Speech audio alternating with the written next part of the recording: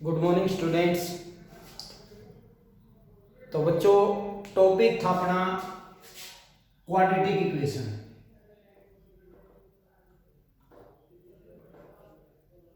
Quadratic equation chapter 4 exercise है अपनी 4.4।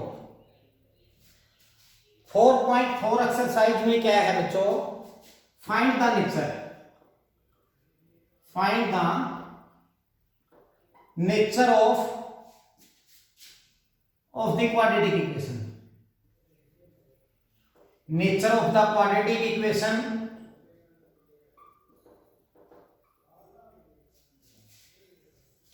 if its root are exist, वे रूट एग्जिस्ट करते हैं या नहीं है? Find them. अगर रूट एग्जिस्ट करते हैं तो उनको आपने फाइंड करना है, निकालना है। नेचर कैसे देखनी है आपने? नेचर देखने के लिए क्या करेंगे? जो बेसिक फॉर्म दे रखी है, अपनी स्टैंडर्ड फॉर्म दे रखी है, ax² + bx + c = 0। Standard form में क्या होता है? आपने डिस्क्रीमेंट d फाइंड किया। d कैसे? b² - 4ac। डिस्क्रीमेंट फाइंड करने के बाद नेचर देखने के लिए क्या है कि b² - 4ac बड़ा है 0 से बड़ा, या फिर b² - 4ac = 0।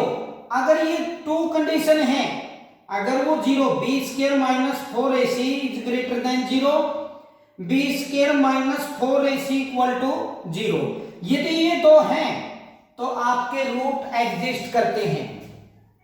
और रूट एग्जिस्ट करते हैं तो डिस्क्रीमेंट निकालने के बाद आप quadratic formula x = -b ± √b² - 4ac/2a ये यूज करके, ये प्रयोग करके आप उसके रूट फाइंड कर सकते हैं। अगर मान लीजिए आपका b² - 4ac is less than 0, यानी कि b² - 4ac = नेगेटिव, क्योंकि अगर 0 से छोटा है तो नेगेटिव आएगा। अगर नेगेटिव आएगा तो रूट एग्जिस्ट नहीं करते और आपका नो सॉल्यूशन हो जाएगा, नो सॉल्यूशन। और उसके आप कभी भी रूट फाइंड नहीं कर सकते, रूट फाइंड नहीं कर सकते। कब नहीं? जब b² - 4ac = क्या है? नेगेटिव आए, या फिर b² - 4ac लेस देन क्या है? 0 आए। 0 से छोटा आएगा तो नेगेटिव आएगा, नेगेटिव आएगा तो इक्वेशन के क्या हो जाएंगे? नो सॉल्यूशन, उसका कोई भी सॉल्यूशन नहीं हो सकता। सॉल्यूशन कब हो सकता है? जब b² - 4ac > 0, या फिर b² - 4ac = 0। अगर ये है तो क्या आपके रूट एग्जिस्ट करेंगे और आप रूट निकाल सकते हैं क्वाड्रेटिक फार्मूले से। ठीक है बच्चों? तो तीसरी बात आई अपनी, अब आगे बात आई नेचर की। नेचर कैसे देखेंगे? यदि आपकी मान लीजिए क्वाड्रेटिक इक्वेशन दी है, ax² + bx + c = 0 दिया है, आपने b² - 4ac फाइंड कर लिया, यानी कि डिस्क्रीमेंट फाइंड कर लिया d। तो नेचर देखने के लिए क्या करेंगे? यदि b² - 4ac > 0, अगर ये 0 से बड़ा है तो कहेंगे root are two root are different rule आएंगे, अलग रूल आएंगे। दो रूट आएंगे, दोनों रूट क्या होंगे? अलग अलग होंगे। दो रूट या दो मूल कहेंगे, दो मूल अलग अलग। दो रूट आएंगे, दो मूल आएंगे, दोनों क्या होंगे? अलग होंगे। और यदि b² - 4ac = 0 का है, अगर ये 0 से बड़ा है, 0 के बराबर है, तो कहेंगे 2 रूट आर इक्वल, दोनों रूट क्या होंगे, दो मूल बराबर, यानी कि दोनों क्या होंगे, बराबर होंगे। कब होंगे, जब बी स्क्वायर माइनस 4ac किसके इक्वल टू होगा, 0 के। जब ये 0 के बराबर होगा तो दो रूट क्या आएंगे, बराबर आएंगे, टू रूट क्या आएंगे, इक्वल आएंगे। और यदि अभी बताया था B square minus 4ac is less than 0 तो क्या हो जाएगा, नो सॉल्यूशन, नो सॉल्यूशन। ठीक है बच्चों, तो ये क्या है, 1 2 और ये 3, यानी ये 3 टाइप्स की क्या है, ये नेचर है किसकी, क्वाड्रेटिक इक्वेशन की। क्वाड्रेटिक इक्वेशन की क्या है, ये नेचर है। 1 2 3, पहले में क्या है, B square minus 4ac is greater than 0, two root are different, दो मूल आएंगे, दोनों क्या होंगे, अलग अलग। दूसरी में क्या है, B square minus 4ac equal to 0, तो टू रूट आर इक्वल, दो मूल आएंगे, दोनों क्या होंगे, बराबर होंगे। तीसरे में क्या है, B square minus 4ac is less than 0, less than 0 आई है तो इसका मतलब नो सॉल्यूशन हो जाएगा, कोई भी रूट नहीं निकाल सकते आप। ठीक है बच्चों, तो देखिए ऐसे में हम इक्वेशन करते हैं, इक्वेशन लिखते हैं और उसके रूट आपको फाइंड करके दिखाते हैं। तो देखना, क्वेश्चन नंबर फर्स्ट, कोई भी एक पार्ट ले लेते हैं इसमें।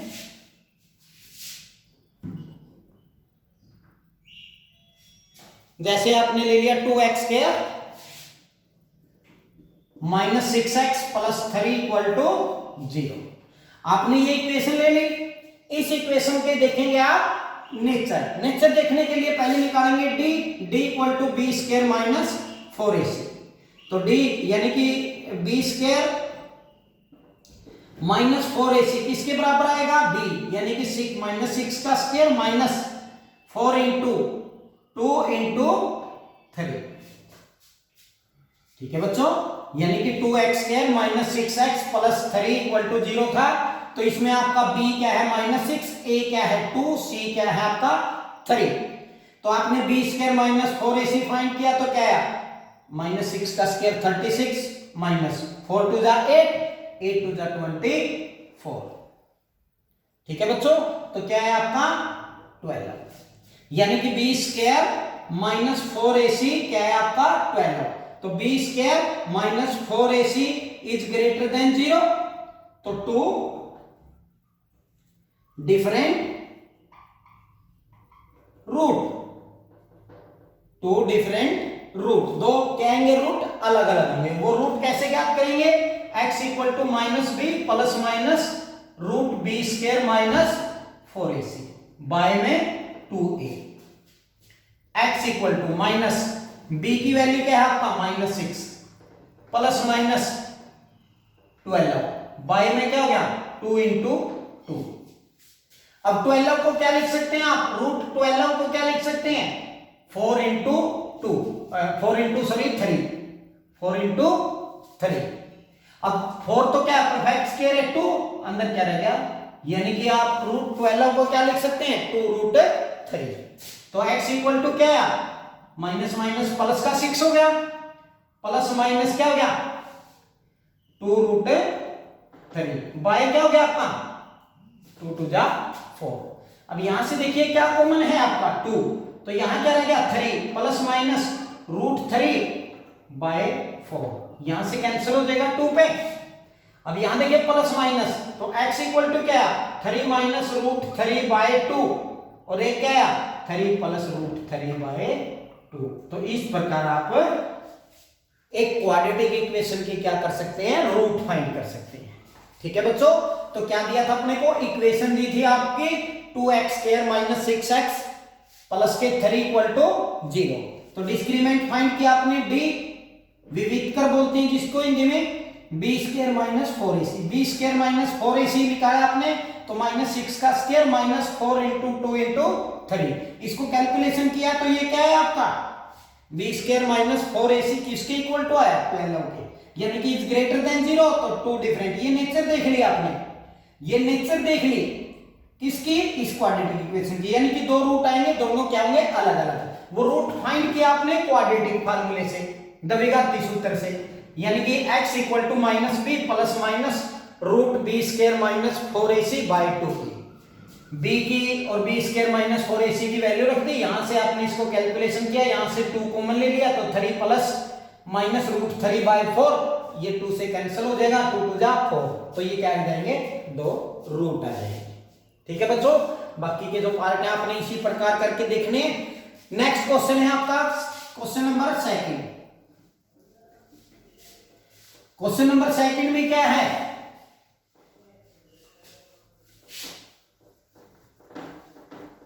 क्वेश्चन नंबर 2 में है आपका find the value of k,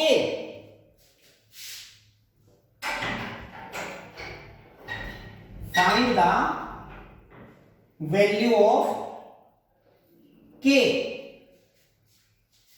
if quadratic equation are 2 equal